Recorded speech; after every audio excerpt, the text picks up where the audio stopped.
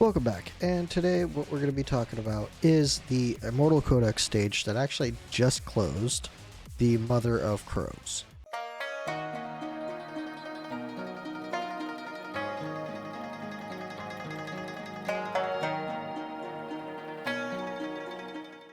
Now, I did want to get a video put out on this much earlier, however, unfortunately, I was quite busy.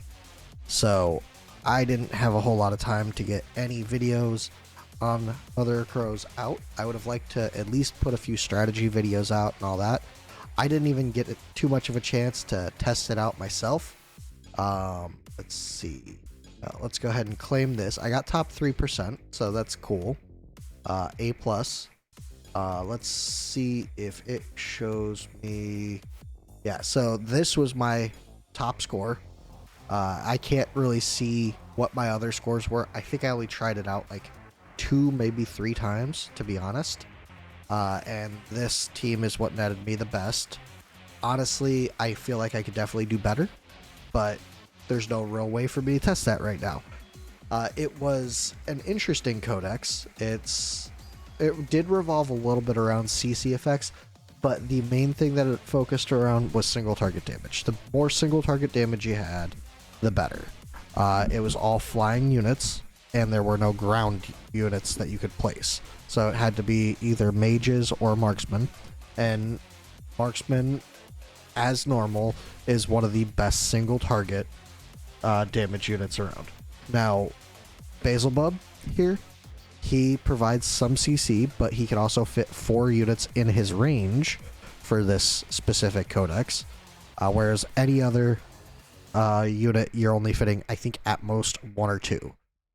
So Basilbub was one of the top priorities for this codex specifically.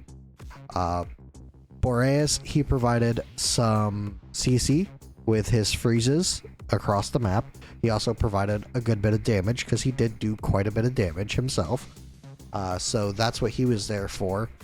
Honora, she could have been replaced with any other kind of CC unit, but she did slows with the Noxious Breath, as well as pretty decent damage.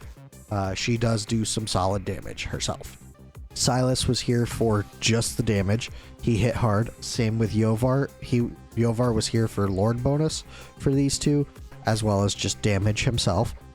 And then Hex was here for damage and CC, because Hex does have some stuns within his kit with the random draws of the cards.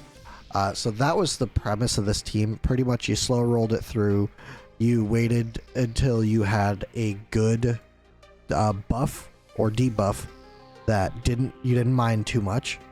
Pretty much it's whatever debuff you didn't mind too much, and you killed the crows on that one if you could, and you DPS the boss. It was pretty much just kill the crows that are going back and forth across the screen. When they die, the Mother of Crows appears, Kriya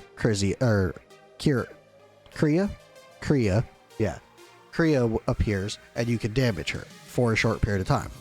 When she disappears, the crows start flying again. I believe they add a crow every time, but I don't know if it's every time or just on a time limit on how often the crows get added. And pretty much anytime the crows touch the edge of the screen, which there are flames, and goes back to the center, or touch the flames, they light up a flame in the center. And once that has the 6 stacks or something like that, it then does one of these debuffs. You can get multiple of these debuffs in between stages, or in between DPS rounds of the Mother and Crows. So you try and kill them as fast as possible, or you try and CC them as much as possible so they don't fly across as much. That was pretty much the premise of this whole codex. It was interesting. It was new, so that was cool. But a lot of people didn't really like it because, like you see, I got an A+ and I was top 3%. So not many people scored very high on this at all.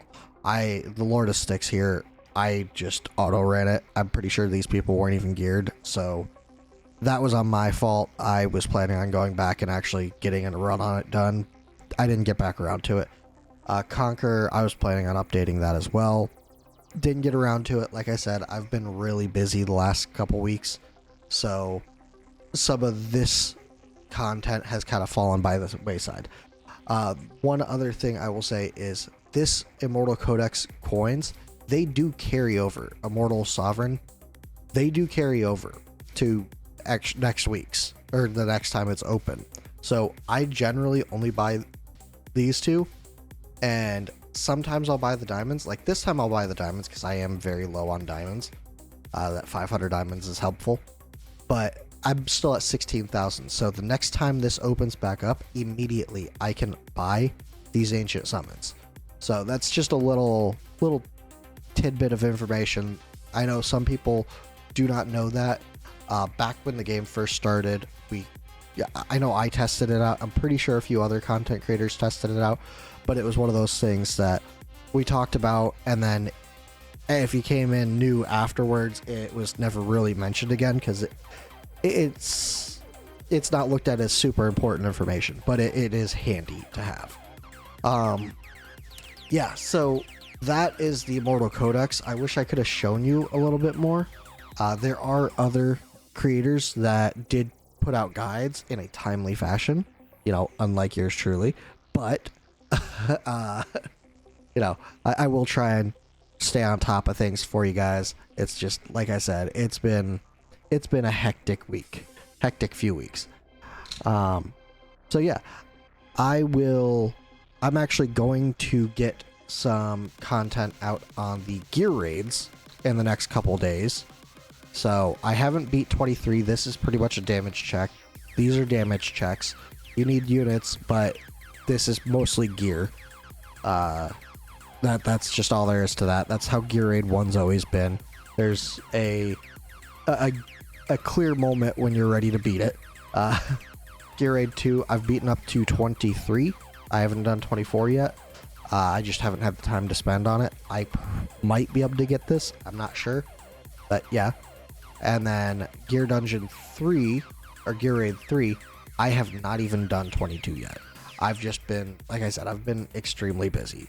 So I will actually be recording a video on this and seeing if I can complete that here soon. So I'll start with 322. I will go to 222 and then 122. Those will all be separate videos here coming up in the near future. First, that's probably going to come out before that is probably my summons for the banner that is coming out tomorrow, Numera Valeria. This is a very good banner. I would recommend most people go for it because Numera is really solid. I will actually be releasing another video potentially tonight going over her kit. So, in fact, that will do it for this video, so I can record that. Yeah, if you want to know a little bit more about the Codex, other creators definitely did a great job at covering it. Next time it comes around, I will try to do a little bit more testing on it and actually push a little bit farther. Let's see if they say what's going to be coming up. Codex. No, it doesn't say what's coming up next, but it will at some point. I'm not sure what this one was for. This was for Conquer. Yeah, wait. Yeah, no, that was Conquer. Okay, yeah. But yeah, if you want to know more about it, other creators did great videos on it. I know War Guides did a really good breakdown on it. I think Fastidious did a little bit on it. Yeah, so they'd be great to check out. I know this video wasn't super helpful. I just kind of explained the mechanics, and it's probably about the same thing that most people did, 3 weeks ago.